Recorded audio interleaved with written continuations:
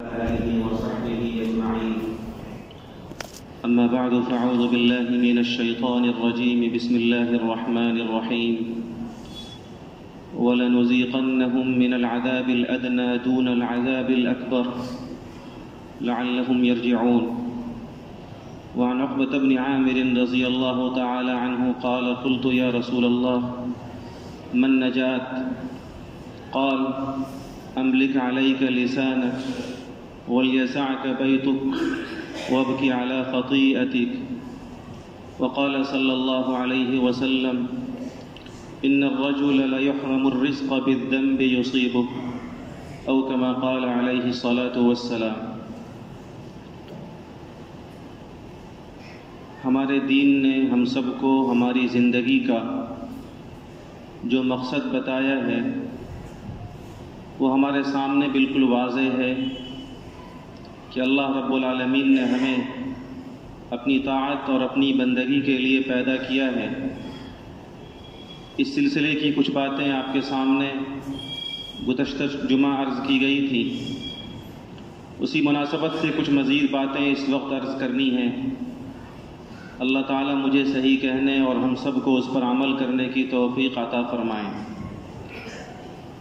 زندگی کا جو مقصد انسانوں کو اللہ تبارک و تعالیٰ نے عطا کیا ہے، انسان اور خاص طور سے ایمان والا اس مقصد کو جانتا بھی ہے، بولتا بھی ہے اور سمجھتا بھی ہے. لیکن دنیا کے اندر انسان دنیا کے اسباب و وسائل میں اور اپنے نفس کی آلائشوں اور گندگیوں کی وجہ سے اس مقصد کو بھول جاتا ہے، یہاں تک کہ انسان اللہ تعالیٰ کی طاعت اور بندگی میں سست ہو جاتا ہے. جو اللہ اس کا خالق ہے، مالک ہے، جس رب نے ہمیں ایک گندے نطفے سے خوبصورت انسان بنایا، طاقت و قوت دی، صلاحیتیں دیں، دنیا جہان کی نعمتوں سے سرفراز کیا، انسان اسی اللہ کی طاعت میں، بندگی میں، اس کی فرما برداری میں سست ہو جاتا ہے.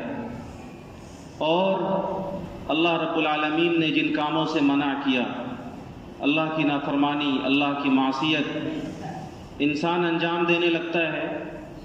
یہاں تک کہ بہت بار ایسا ہوتا ہے کہ انسان اللہ کی نافرمانی میں بالکل جری ہو جاتا ہے. انسان اللہ تعالیٰ کی نافرمانی میں بالکل دلیر اور نڈر ہو جاتا ہے. اس کو اس بات کا احساس تک نہیں ہوتا کہ جس رب نے مجھے پیدا کیا، اس نے پیدا کر کے میری زندگی کا ایک مقصد بتایا تھا، اور اب میں جو کام کرنے لگا ہوں، یہ کام، یہ نافرمانی، یہ معصیت، یہ سب کے سب اللہ تعالیٰ کے اس مقصد اور اللہ تعالیٰ کے اس واضح پیغام کے خلاف ہے. انسان کو اس بات کا احساس بھی نہیں ہوتا.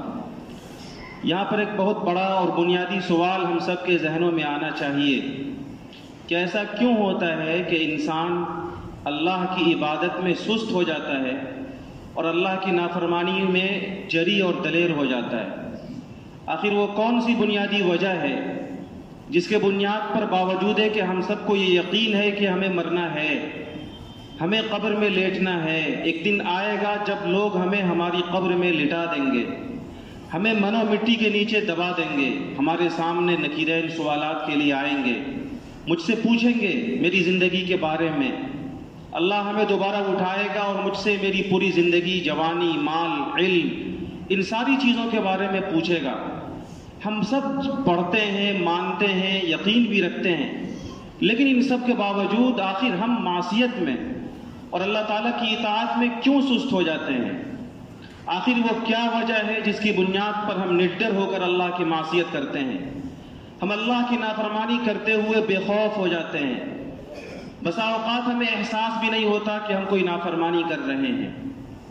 یہ ایک بنیادی سوال ہے جو ہر بندے مومن کے ذہن میں آنا چاہیے. اس کی دو بنیادی وجہ ہے جو قرآن و حدیث کے مطالعے سے ہمیں معلوم ہوتا ہے. سب سے بڑی بنیادی وجہ یہ ہے کہ ہم اور آپ یہ سمجھتے ہیں، اور نفس کے غلبے کی بنیاد پر اکثر ایسا ہوتا ہے کہ ہمارا یہ تصور بن گیا ہے کہ ہماری زندگی کے جو اعمال ہم کرتے ہیں دن رات کے، چھپ کر دکھلا کر، ہمارے زندگی میں کیے جانے والے ان تمام تر اعمال کا بدلہ ہمیں مرنے کے بعد ملے گا، ہمیں آخرت میں ملے گا۔ ہم اس دنیا کے اندر جو اچھا کریں گے وہ مرنے کے بعد ہمیں ملے گا۔ اس دنیا کے اندر ہم جو برا کر رہے ہیں اس کا برا انجام اور بری سزا، اس کا برا نتیجہ، اس کا برا رزلٹ مرنے کے بعد آخرت میں ہمیں ملنے والا ہے۔ تو اپنے اعمال کا انجام، اس کے عواقب، اس کے نتائج کو ہم آخرت کے ساتھ محدود کرتے ہیں، اور ایسا فطری بنیاد پر انسان کرتا ہے۔ ہر انسان فطری طور پر جلدی ملنے والے نفع کو پسند کرتا ہے اور جلدی ہونے والے نقصان سے ڈرتا ہے۔ ہر انسان نفس کے غلبے کی بنیاد پر جلد ہونے والے نفع کی فکر زیادہ کرتا ہے اور جلد ہونے والے نقصان سے بچنے کی تدبیر بھی زیادہ کرتا ہے۔ اسی لیے ہم اور آپ جب اپنے اعمال کے انجام، اس کے عواقب کو، اس کے نتائج کو آخرت کے ساتھ اور مرنے کے بعد کے ساتھ سمجھیں گے تو اس کا نتیجہ یہ ظاہر ہوگا کہ ہم یہ سمجھیں گے کہ جب تک ہماری زندگی گزر رہی ہے تب تک ہماری زندگی میں کیے جانے والے اعمال کا چونکہ نتیجہ ظاہر ہونے والا نہیں ہے، ہم جو اچھا کر رہے ہیں اس کا اچھا رزلٹ ہمیں ملنے والا نہیں ہے، ہم جو برا عمل کر رہے ہیں اس کا برا نتیجہ ہمیں بھگتنا چونکہ نہیں ہے، اس لیے فطری طور پر ہم اور آپ اللہ کی اطاعت میں سست ہو جاتے ہیں اور اللہ کی نافرمانی میں جری ہو جاتے ہیں۔ انسان کی فطرت ہے کہ جلدی ہونے والی چیزوں کی وہ فکر زیادہ کرے گا، اور جو چیزیں دیر سے ہونے والی ہیں انسان اس سے غافل ہو جاتا ہے۔ تو جب یہ تصور ہوگا، جب ایسی سوچ بنے گی، جب ہماری فکر ایسی غلط ہو جائے گی کہ ہم یہ سمجھنے لگیں گے کہ ہماری زندگی کے تمام تر اعمال کے عواقب و نتائج مرنے کے بعد ملنے والے ہیں، تو اس کا نتیجہ یہ ظاہر ہوگا کہ اس دنیا کے اندر ہم اللہ کی اطاعت میں سست پڑیں گے اور اللہ کی نافرمانی سے بچنے میں ہم کوتاہی کریں گے، بلکہ ہم اللہ کی نافرمانی میں دلیری اور نڈری کا مظاہرہ کریں گے۔ حالانکہ میرے بزرگوں، قرآن و حدیث ہمیں جا بجا یہ بتاتا ہے کہ یقیناً آخرت دار الجزا ہے، وہاں بدلہ ملے گا۔ قرآن کریم نے جا بجا اس کا تذکرہ کیا کہ یوم الدین، یوم الجزا، یوم الحساب وہ سب مرنے کے بعد ہوگا۔ یقیناً مرنے کے بعد کہ انسان نے ذرہ برابر، رائی کے دانے کے برابر بھی نیک عمل کیا ہے تو اس کا بدلہ اسے ملنا ہے۔ فَمَن يَعْمَلْ مِثْقَالَ ذَرَّةٍ خَيْرًا يَرَهُ۔ ایک دن آئے گا جب ہمارے اعمال تولے جائیں گے اور ہم نے دنیا کے اندر چھوٹے سے چھوٹا نیک عمل کیا ہوگا، اللہ تعالیٰ اس کا اچھا بدلہ ہمیں دے گا۔ وَمَن يَعْمَلْ مِثْقَالَ ذَرَّةٍ شَرًّا يَرَهُ۔ اور اس دن چھوٹے سے چھوٹا گناہ جو ہم نے دنیا کے اندر کیا ہے اس کا بدلہ اللہ تعالیٰ ہمیں آخرت کے اندر دے گا۔ یہ تو آخرت میں ہو کر رہے گا، لیکن اس دنیا کے اندر بھی ہماری زندگی کے جو اعمال ہیں اس کے نتائج اور اس کے اثرات ظاہر ہوتے ہیں۔ قرآن و حدیث نے اس کو جگہ جگہ بیان کیا ہے، اور قرآن مجید نے جو نصیحت کا انداز اختیار کیا ہے اس نصیحت کے انداز میں ایک نصیحت کا انداز ہے جس کو علماء نے تذکیر بایام اللہ سے تعبیر کیا ہے۔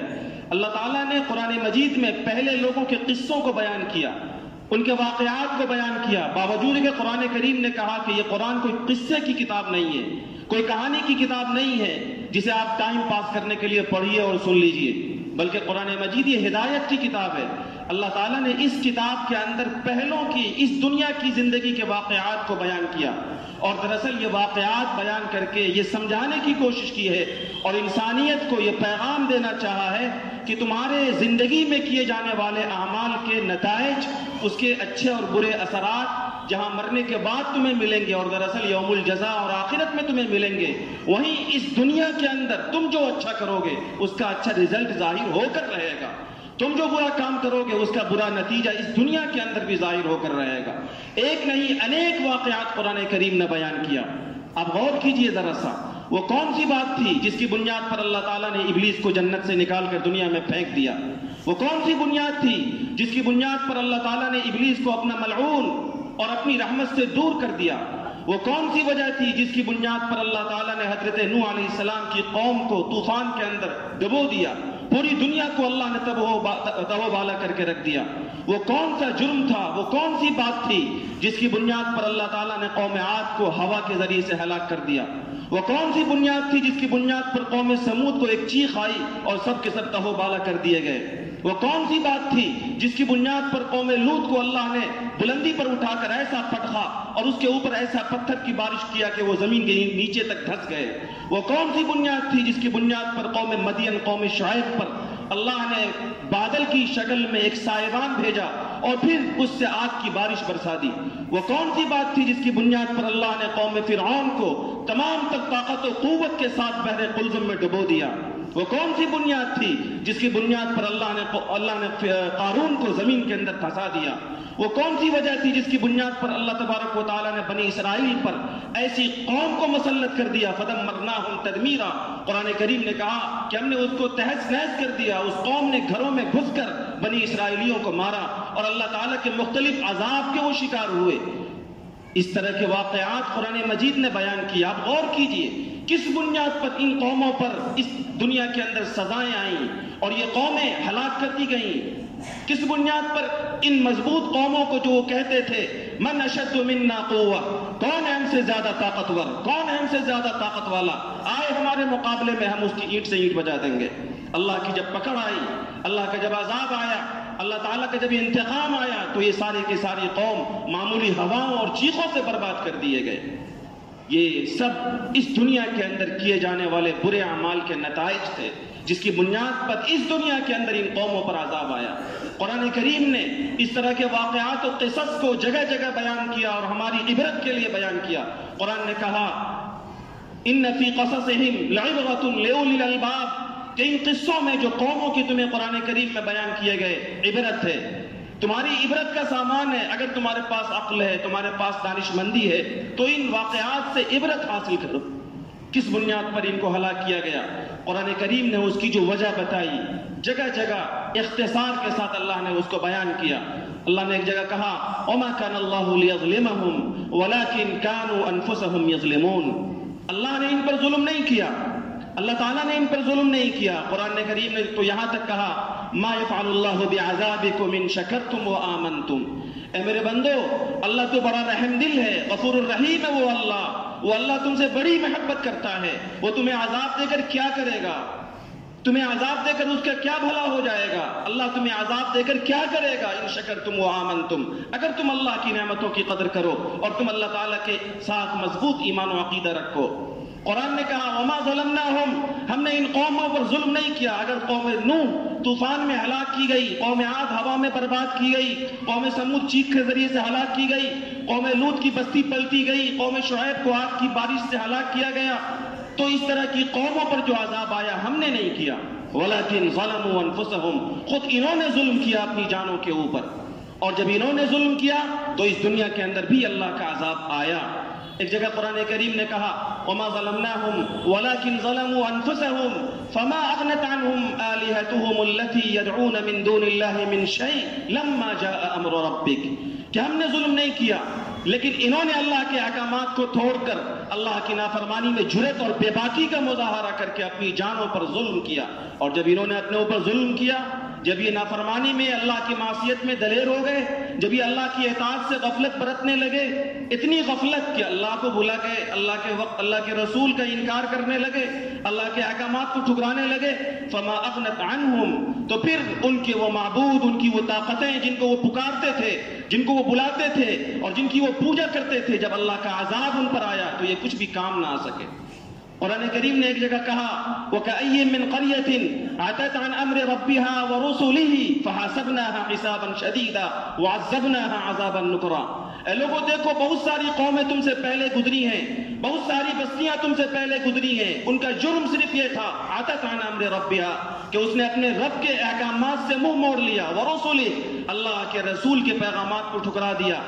صرف یہی جرم ان کا تھا، سب کچھ ساری چیزیں ان کے پاس تھی، لیکن یہ جرم کہ اللہ کی معصیت پر دلیری، اللہ کی نافرمانی پر جمنا، اللہ کی نافرمانی نڈر اور بے خوف ہو کر کرنا، یہ ایسا جرم تھا حاسبناها حسابا شدیدا کہ ہم نے ان کا سخت محاسبہ کیا، وعذبناها عذابا نکرا، اور ہم نے ان کو رسوا کن عذاب دیا اس دنیا کے اندر، فذاقت وبال امرها وكان عاقبت امرها خسرا، اس دنیا کے اندر بھی انہوں نے اللہ کی نافرمانی، اللہ کی معصیت کا انجام چکھا، اور پھر نتیجے کے اعتبار سے وہ آخرت کے رسوا کن عذاب میں بھی مبتلا ہوں گے۔ یہ اللہ کی نافرمانی، مقصد زندگی سے غفلت، اللہ کی اطاعت سے دوری، اللہ کی معصیت، اللہ کی نافرمانی پر جرأت اور بے خوف اور نڈر ہو کر اللہ کی نافرمانی کرتے رہنا، یہ ایسا بڑا اور خطرناک جرم ہے کہ اللہ تعالیٰ نے اس دنیا کے اندر بھی قوموں پر اپنے عذاب کے فیصلوں کو اتارا ہے۔ ایک موقع سے حضرت جبیر رضی اللہ تعالیٰ عنہ نے دیکھا کہ حضرت ابو الدرداء رضی اللہ تعالیٰ عنہ صحابی رسول نے قبرص فتح ہوا تھا، ایک بڑا علاقہ مسلمانوں نے فتح کیا تھا، تو حضرت ابو الدرداء رضی اللہ تعالیٰ عنہ رو رہے تھے۔ تو حضرت جبیر جو صحابی رسول تھے انہوں نے کہا کہ ابو الدرداء کیا بات ہے، آپ رو رہے ہیں؟ آج تو خوشی کا دن ہے، آج تو اللہ نے اسلام اور مسلمانوں کی مدد کی ہے، فتح عطا فرمائی ہے، اسلام کو اللہ نے فتح عطا کیا ہے، قبرص کا بڑا علاقہ فتح کیا مسلمانوں نے، تو یہ تو مبارکباد کا دن ہے، یہ تو خوشی کا دن ہے، آپ کیوں رو رہے ہو؟ تو حضرت ابو الدرداء رضی اللہ تعالیٰ عنہ نے جو جواب دیا وہ بڑا قیمتی جواب تھا۔ انہوں نے فرمایا کہ جبیر تم بات نہیں سمجھتے، تم دیکھتے نہیں کہ جب اللہ تعالیٰ کسی قوم سے ناراض ہوتا ہے، جب اللہ تعالیٰ کسی قوم کی معصیت اور نافرمانی پر غصہ ہوتا ہے تو اس قوم کو یوں ذلیل و خوار کر دیتا ہے کہ آج یہ قوم تمہارے سامنے ذلیل و خوار ہو گئی ہے۔ دنیا کے اندر جن قوموں پر بھی اللہ کا عذاب آیا، ذلیل و خوار ہوئے، وہ صرف اس وجہ سے کہ اللہ تعالیٰ کی معصیت اور اللہ تعالیٰ کی نافرمانی میں وہ دلیر ہو گئے۔ میرے بزرگوں، قرآن و حدیث کے ان اشارات سے دراصل اس بات کی وضاحت کرنے کی کوشش کر رہا ہوں کہ دنیا کے اندر ہم جو اعمال کرتے ہیں، ان اعمال کے اثرات، ان کے نتائج مرنے کے بعد تو ظاہر ہو کر رہیں گے، اس دنیا کے اندر بھی اس کے برے نتائج ظاہر ہوتے ہیں۔ بنی اسرائیل کے بارے میں جناب رسول اللہ صلی اللہ علیہ وسلم کی ایک روایت ہے کہ بنی اسرائیل سے اللہ تعالیٰ نے فرمایا تھا کہ جب میں خوش ہوتا ہوں، جب میرے بندے میری اطاعت کرتے ہیں تو میں خوش ہوتا ہوں، اور جب میں خوش ہوتا ہوں تو میں ان کو اپنی برکتیں عطا کرتا ہوں، اور جب میں اپنی برکتیں اپنے بندوں کو دیتا ہوں تو اس کی کوئی حد نہیں ہے، اس کی کوئی لیمیٹیشن نہیں ہے، بے انتہا برکتیں اور رحمتیں اپنے بندوں کو میں عطا کرتا ہوں۔ لیکن جب میں اپنے بندوں سے ناراض ہوتا ہوں، جب میرے بندے میری معصیت کرتے ہیں اور میں اس سے ناراض ہوتا ہوں تو میں اس پر اپنا غضب نازل کرتا ہوں، اپنی لعنت نازل کرتا ہوں، اپنی پھٹکار نازل کرتا ہوں، اور فرمایا کہ پھر میری لعنت کا اثر 7 پشتوں تک رہتا ہے۔ کتنی بڑی عبرت کی بات جناب رسول اللہ صلی اللہ علیہ وسلم نے فرمائی کہ جب نافرمانی کی جاتی ہے میری تو میں اپنا غضب اتارتا ہوں اور میں نافرمانی کرنے والے پر لعنت کرتا ہوں، اور میری لعنت کا اثر 7 پشتوں تک رہتا ہے۔ اب کوئی سوال کرے گا کہ 7 پشتوں تک اثر رہنے کا مطلب ہوا کہ کرے کوئی بھرے کوئی، گناہ کیا، نافرمانی کی، معصیت کی دادا نے، اوپر کے پروجوں نے، اور اس کی سزا رحمت سے دوری، لعنت کا مستحق بعد کی اولاد ہو رہی ہے، ایسا کیوں؟ اس کا جواب لکھا علماء نے، حضرت حکیم الامت مولانا اشرف علی تھانوی رحمۃ اللہ علیہ نے لکھا ہے کہ جب نافرمانی کی جاتی ہے تو اللہ تعالیٰ 7 پشتوں تک لعنت کرتا ہے۔ اس کا مطلب یہ ہے کہ آدمی کی نیکی کا جو بدلہ، آدمی کی نیکی کے جو نیک اثرات اس کی اولاد اور اس کی نسلوں پر پڑ سکتے تھے، جب ہم نافرمانی کریں گے تو ہماری نافرمانی کی بنیاد پر اب ہماری نیکی کا اثر ہماری اولاد اور ہماری نسل کو نہیں ملنے والا۔ اس لیے جناب رسول اللہ صلی اللہ علیہ وسلم کی اس حدیث کا گویا پیغام یہ ہوا کہ اگر آدمی یہ چاہے کہ اس کی زندگی میں اللہ کی برکتیں اور رحمتیں آئیں اور اس کی نسلوں پر بھی اللہ کی رحمتیں اور برکتیں ہوں، تو انسان کو اس دنیا کے اندر اللہ کی معصیت سے بچنا چاہیے، اللہ کی نافرمانی سے بچنا چاہیے۔ جب بندہ اللہ کی نافرمانی سے اپنے آپ کو، اللہ کی معصیت سے اپنے آپ کو بچائے گا تو اس کی زندگی میں اللہ برکتیں اتارے گا اور اس کی نسلوں پر بھی اس کے اثرات پڑیں گے۔ اور جب آدمی اللہ کی نافرمانی کرے گا اور بے خوف ہو کر، نڈر ہو کر اللہ تعالیٰ کی معصیت کرے گا تو اس کی زندگی میں بھی اللہ تعالیٰ کا عتاب ہوگا، اور ان کی 7 نسلوں تک اس کی نیکی سے اس کی نسلوں کو کوئی فائدہ نہیں پہنچے گا۔ میرے بھائیو، ایک روایت میں جناب رسول اللہ صلی اللہ علیہ وسلم نے اس سے بڑی عبرت کی بات ارشاد فرمائی۔ آقا صلی اللہ علیہ وسلم نے ارشاد فرمایا کہ جب میری معصیت کی جاتی ہے، جب میری نافرمانی کی جاتی ہے تو میں ناراض ہوتا ہوں، میں اپنا غضب اتارتا ہوں، اور جب میرا غضب اترتا ہے تو اولاد کثرت سے انسانوں کی مرنے لگتی ہے اور عورتیں باج ہو جاتی ہیں۔ اولاد کا مرنا، عورتوں کا باج ہونا، اللہ تعالیٰ کی رحمتوں اور برکتوں سے محرومی، یہ ساری چیزیں انسانوں کی معصیت اور انسانوں کے گناہوں کے اس دنیا کے اندر پڑنے والے اثرات و عواقب اور اس کے نتائج ہیں۔ حکیم الامت مولانا اشرف علی تھانوی رحمۃ اللہ علیہ کی ایک کتاب ہے جزاء الاعمال، اس کتاب کے اندر حضرت تھانوی رحمۃ اللہ علیہ نے اس دنیا کے اندر گناہوں اور معصیتوں کے جو اثرات ہوتے ہیں بڑی تفصیل سے اس کو بیان کیا۔ معصیتوں کے، اللہ کی نافرمانیوں کے جو برے اثرات میری اور آپ کی زندگیوں میں پڑتے ہیں اس کو تفصیل سے انہوں نے بیان کیا۔ گناہوں کا اور معصیت کا ایک بڑا اثر، اس کا ایک بڑا رزلٹ، اس کا ایک بڑا برا نتیجہ حضرت تھانوی نے لکھا کہ انسان علم سے محروم ہو جاتا ہے۔ جب انسان اللہ کی نافرمانی کرنے لگتا ہے تو پھر علم سے محروم ہو جاتا ہے۔ اور اس تعلق سے ایک بڑا خوبصورت شعر ہے جو مدرسے کے بچوں کو اساتذہ بتاتے ہیں۔ امام شافعی رحمۃ اللہ علیہ کے استاد تھے حضرت وکی۔ امام شافعی رحمۃ اللہ علیہ نے اپنے استاد حضرت وکی سے کہا کہ حضرت مجھے باتیں یاد نہیں رہتی، میں جو علم حاصل کرتا ہوں، میں جو قرآن پڑھتا ہوں یہ یاد نہیں رہتا، میں جو مسائل سیکھتا ہوں یہ چیزیں مجھے یاد نہیں رہتی، ایسا کیوں ہوتا ہے؟ تو بڑا خوبصورت جواب دیا انہوں نے، اوصانی الی ترک المعاصی فإن علم نور من الہی ونور اللہ لا یعطی لعاصی۔ میرے استاد نے مجھے یہ وصیت کی کہ شافعی گناہوں سے اپنے آپ کو بچاؤ، اللہ کی معصیت سے بچو۔ اللہ کی نافرمانی تمہاری زندگی میں کہیں پر کسی بھی ذریعے سے ہو رہی ہے، دیکھو جائزہ لو اپنا، کہیں سے کوئی لیکیج تو نہیں ہے، کہیں سے کوئی نافرمانی تو نہیں ہو رہی ہے تمہاری خلوت میں، تمہاری جلوت میں، تمہاری آنکھوں سے، تمہارے کان سے، تمہارے ہاتھ پاؤں سے، کہیں اللہ کی کوئی معصیت تو نہیں ہو رہی ہے۔ اس معصیت سے اپنے آپ کو بچا لو۔ کیوں؟ اس لیے کہ یہ علم دین اللہ کا نور ہے، اور اللہ کا نور کسی گنہگار کو نہیں ملتا۔ تو معصیت کا ایک بڑا اثر یہ ہوتا ہے اور برا نتیجہ یہ ہوتا ہے اس دنیا کے اندر کہ انسان علم سے اور اللہ تعالیٰ کے علم دین سے محروم ہو جاتا ہے۔ معصیت اور گناہوں کا ایک بڑا برا اثر یہ ہوتا ہے کہ انسان رزق سے محروم ہو جاتا ہے، رزق کے اندر کمی ہو جاتی ہے۔ اور جناب رسول اللہ صلی اللہ علیہ وسلم کی حدیث ہے اس سلسلے میں، آقا صلی اللہ علیہ وسلم نے فرمایا ان الرجل لا يحرم الرزق بالذنب يصيبه، کہ انسان جو گناہ کرتا ہے اس گناہ کی بنیاد پر وہ رزق سے محروم ہو جاتا ہے۔ اور رزق ہم اور آپ صرف یہ سمجھتے ہیں کہ رزق کہتے ہیں کھانے پینے کی چیزوں کو، روپے پیسوں کو، تو علماء نے لکھا ہے کہ رزق کا عربی کے اندر ترجمہ جو ہے وہ عطاء الہی کا۔ رزق کہتے ہیں اللہ کے عطیہ کو، اللہ کے انعام کو۔ میرے اور آپ کے پاس اللہ تعالیٰ کی جو بھی نعمت ہے یہ ساری نعمتیں رزق ہیں۔ علم کی نعمت، صحت کی نعمت، منصب کی نعمت اور دنیا جہان کی یہ ساری نعمتیں، یہ ساری چیزیں رزق کے اندر آتی ہیں۔ اور جب انسان اللہ کی نافرمانی کرنے لگتا ہے، معصیت کرتا ہے، تو اس کا اثر یہ ظاہر ہوتا ہے کہ اس طرح کی نعمتیں اللہ تعالیٰ انسانوں سے چھین لیتا ہے۔ معصیت کا ایک برا اثر یہ ہوتا ہے کہ انسان کو اللہ سے وحشت ہو جاتی ہے، اللہ تعالیٰ سے دوری ہو جاتی ہے، پھر اسے نماز میں، اللہ کی طاعت میں، قرآن کی تلاوت میں مزہ نہیں آتا۔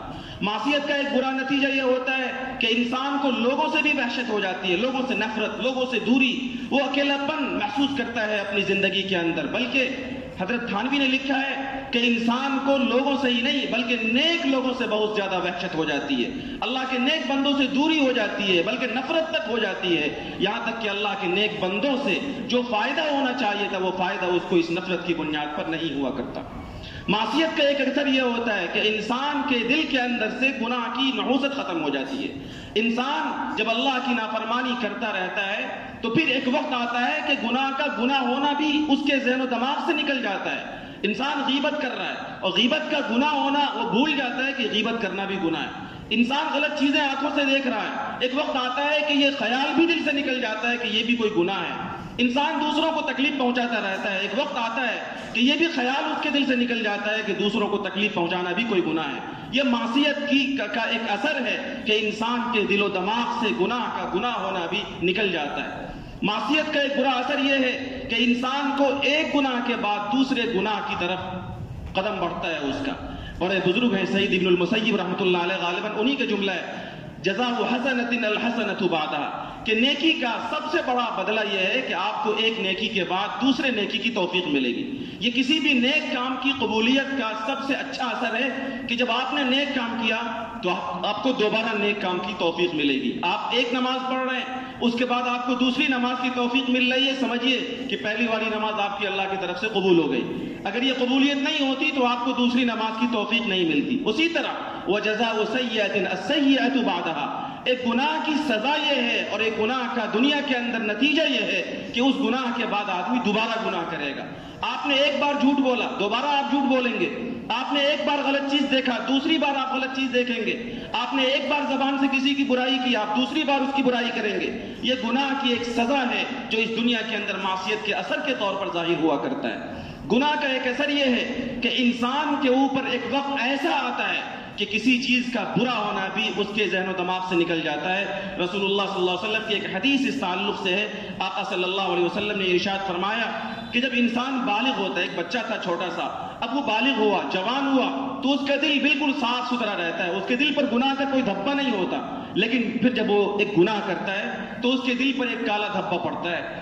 آقا نے فرمایا کہ جب وہ توبہ کر لیتا ہے تو اس کا دل سیقل ہو جاتا ہے، صاف ستھرا جیسا تھا ویسا، لیکن جب اس نے دوسرا گناہ کیا اور توبہ نہیں کیا، پھر تیسرا کیا، توبہ نہیں کیا، تو گناہ کرتا رہا اور توبہ نہ کیا، تو وہ دل سیاہ ہو جاتا ہے، اور اتنا سیاہ ہو جاتا ہے کہ اس کے دل پہ زنگ پڑ جاتا ہے، اور جب زنگ پڑ جاتا ہے تو پھر اس کے دل سے اچھائی اور برائی کے درمیان تمیز اور فرق ہے، اس کا بھی خیال اس کے دل سے نکل جاتا ہے۔ اس کو سمجھ میں ہی نہیں آتا کہ میں جو کر رہا ہوں وہ اچھا ہے یا برا۔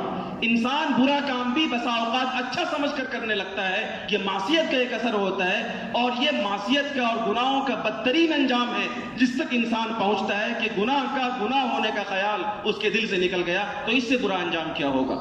معصیت کا اور گناہوں کا ایک برا اثر اس دنیا کے اندر یہ ظاہر ہوتا ہے کہ انسان اللہ کی نگاہ میں ذلیل و خوار ہو جاتا ہے۔ انسان گناہ کرتے کرتے اللہ تعالیٰ کی نگاہ میں ذلیل اور خوار ہو جاتا ہے، بے وزن ہو جاتا ہے۔ اور قرآن کریم نے کہا وَمَن يُهِنِ اللَّهُ فَمَا لَهُ مِن مُكْرِمٍ، جب اللہ کسی کو ذلیل و رسوا کر دے تو اس کو کوئی عزت دینے والا نہیں ہے۔ میرے بھائی اور میرے بزرگوں، یہ معصیت اور گناہوں کے اس دنیا کے اندر پیدا ہونے والے اثرات و نتائج ہیں۔ ایمان والا جو اس دنیا کے اندر اپنی انفرادی اور اپنی اجتماعی زندگی کی پریشانیوں سے دوچار ہے، ہم سب کو یہ شکایت ہے کہ میری زندگی میں مستقل مختلف الجھنیں ہیں، کبھی رزق کی پریشانی، کبھی یہ پریشانی، کبھی وہ پریشانی، اور ملی اور اجتماعی طور پر جو حالات ہیں وہ آپ سب کے سامنے۔ یقیناً قرآن مجید کی یہ آیات اور یہ احادیث ہم سب کو بتاتے ہیں کہ یہ ساری چیزیں ہماری معصیتوں کی بنیاد پر ہیں۔ قرآن مجید کی جس آیت کی میں نے خطبے میں تلاوت کی، اللہ تعالیٰ نے اس آیت کے اندر یہی بات ارشاد فرمائی۔ اللہ فرماتے ہیں ظہر الفساد فی البر والبحر بما کسبت ایدی الناس، کہ یہ بحر و بر میں جو فسادات ہیں، تمہاری زندگیوں میں جو بگاڑ ہیں، وہ صرف اس لیے بما کسبت ایدی الناس کہ تمہارے اعمال گڑبڑ ہیں۔ یہ سارے فسادات، یہ ساری خرابیاں تمہارے اعمال کے نتائج ہیں۔ اور یہ کیوں ہے؟ لیذیقہم بعض الذی عملوا، تاکہ اللہ اس برے نتائج سے تمہیں مزہ چکھائیں، اس برے انجام کی بری سزا اس دنیا کے اندر جب تم بھگتنے لگو، لعلہم یرجعون، تو تم کو احساس ہو، تم کو تنبؤ ہو کہ شاید میری زندگی میں کچھ کمزوریاں ہیں، کچھ معصیتیں ہیں، کچھ پریشانیاں ہیں، کچھ اللہ کے احکامات سے بغاوتیں ہیں جس کی بنیاد پر یہ فسادات اور یہ پریشانیاں ہماری زندگیوں کے اندر ہو رہی ہیں۔ لعلہم یرجعون، تاکہ تم پلٹو اللہ تعالیٰ کی طرف۔ انسان کو جب بھی اس دنیا کے اندر کسی برے نتیجے کا سامنا ہو تو انسان جہاں دنیا کے اندر اس برے نتیجے کو دور کرنے کی کوشش کرے، اسباب و وسائل اختیار کرے، وہیں قرآن مجید کا یہ پیغام ہے کہ انسان اپنی زندگیوں کو بھی ٹٹولے کہ کہیں ایسا تو نہیں ہے کہ میرے کسی غلط عمل کی وجہ سے، میرے کسی گناہ کی وجہ سے، میری کسی معصیت کی وجہ سے میری زندگی کے اندر یہ آیا۔ جب انسان کو اس بات کی طرف تنبؤ ہوگا اور انسان اس بات کی طرف توجہ دے گا تو اسے توبہ کی توفیق ملے گی۔ لیکن میرے بھائیوں، گناہوں کا ایک اثر یہ بھی ہے کہ گنہگار کو توبہ کی بھی توفیق بہت دیر سے ملا کرتی ہے۔ گنہگار کو توبہ کی بھی توفیق نہیں ملتی۔ ایک انسان گناہ کرتے کرتے اللہ تبارک و تعالیٰ کی نگاہ میں اتنا ذلیل و خوار ہو جاتا ہے کہ اسے گناہوں پر توبہ کرنے کی بھی توفیق نہیں ملا کرتی۔ اس لیے ہم سب کی یہ ذمہ داری ہے کہ اپنے مسائل، اپنے مشکلات عالم کے اور اپنی انفرادی زندگیوں کی پریشانیوں کو دیکھتے ہوئے خود میں بھی، آپ سب بھی اللہ کی اس بارگاہ میں سچے دل سے توبہ کریں کہ خدایا میری زندگی میں اب تک جو نافرمانی ہوئی مجھے معاف کر دیجئے۔ توبہ کی قبولیت کے لیے یہ 3 شرطیں ہیں کہ انسان کو اپنے گناہوں پر ندامت ہو کہ میں نے گناہ کیا ہے۔ اللہ کے سامنے آدمی اپنے دل سے کہہ دے کہ میرے مولا مجھ سے کمزوریاں ہوئی ہیں، میں نادم ہوں، اور آئندہ آدمی اس گناہ کو نہ کرنے کا پختہ عزم اور پختہ ارادہ کرے۔ جب آدمی اس درجے میں گناہوں پر توبہ کر لیتا ہے تو جناب رسول اللہ صلی اللہ علیہ وسلم نے بڑی بشارت سنائی۔ آقا نے فرمایا التائب من الذنب کمن لا ذنب له، تم نے اپنے مقصد زندگی کو بلایا، تم نے اللہ کی نافرمانی کی اور اللہ کی نافرمانی پر دلیر ہو گئے، یہاں تک کہ دنیاوی زندگی میں تمہیں مختلف مشکلات کا سامنا ہے تو توبہ کر لو اللہ سے، ندامت کے آنسو بہا لو اللہ کی بارگاہ میں، کسی کو نہ پتہ چلے، اپنے اللہ کے سامنے اپنے دل سے پشیمانی کا اظہار کرو، اپنے دل سے کہہ دو کہ میرے مولا مجھ سے غلطی ہو گئی، مجھے معاف کر دیجئے، عزم کر لو کہ آئندہ نہیں کروں گا۔ جب اس طرح کا توبہ کرو گے کمن لا ذنب له، تو تم ایسے ہو جاؤ گے گویا تم نے کوئی گناہ ہی نہیں کیا، گناہوں سے توبہ کرنے والا ایسا ہے گویا کہ اس نے کوئی گناہ ہی نہیں کیا. اس لیے سچے دل سے مومن کو چاہیے, ایمان والے کو چاہیے کہ اللہ کی بارگاہ میں سچی توبہ کرے, اللہ سے عزم کرے کہ خدایا آئندہ جو آپ مجھے زندگی دیں گے اس میں آپ کی نافرمانی نہیں کروں گا انشاءاللہ. پھر اس عزم کے ساتھ آگے کوئی گناہ ہو جائے, انسان ہے, اس سے غلطیاں ہوں گی اور ہوتی رہیں گی. جب بھی کمی ہو, غلطی ہو, نہ چاہ کر انجانے میں فوراً آدمی اللہ سے توبہ کر لے, ندامت کے آنسو بہا لے, پھر اللہ معاف کر دے گا. میں نے خطبے میں جو حدیث پڑھی, جناب رسول اللہ صلی اللہ علیہ وسلم نے اس حدیث کے اندر معصیتوں اور گناہوں سے بچنے کا اور نجات کا ایک راستہ بتایا. حضرت عقبہ بن عامر ایک صحابی ہیں, وہ فرماتے ہیں کہ ایک موقع سے میں نے کہا یا رسول اللہ من نجات, نجات کا راستہ کیا ہے؟ گناہوں سے بچنے کا, آخرت میں اللہ کے غضب سے بچنے کا, جہنم سے بچنے کا, دنیا اور آخرت کی تمام تر مشکلات سے بچنے کا راستہ بتائیے. تو جناب رسول اللہ صلی اللہ علیہ وسلم نے 3 نسخہ بتایا. آقا صلی اللہ علیہ وسلم نے فرمایا امسک لسانک, اپنی زبان کو اپنے کنٹرول میں رکھو. یہ پہلی نصیحت. دنیا اور آخرت کی مشکلات سے بچنا چاہتے ہو تو اپنی زبان سے خیر کے علاوہ کوئی بات نہ بولو, کسی کے بارے میں کوئی غلط تبصرے مت کرو, اپنی زبان کو اپنے کنٹرول میں رکھو, خیر اور بھلائی کے علاوہ ایک لفظ بھی اپنی زبان سے نہ نکالو. یہ پہلی نصیحت ہے, اگر اس پر عمل کرو گے نجات کا راستہ اختیار کر لو گے. محدثین نے, علماء نے لکھا ہے, ایک بڑا مشہور جملہ ہے کہ من کثور غلطہ کثور لغطہ. جس آدمی کی بولی زیادہ ہوتی ہے, جو زیادہ بولتا ہے, اس کی غلطیاں زیادہ ہوتی ہے. جو ہر وقت بک بک کرے گا, جو اپنے دوستوں کی محفل میں زیادہ بولے گا, اس کی غلطیاں بھی زیادہ ہوں گی. وہ جھوٹ بولے گا, وہ غیبت کرے گا, وہ بہتان تراشی کرے گا, وہ بے حیائی کی بات بولے گا.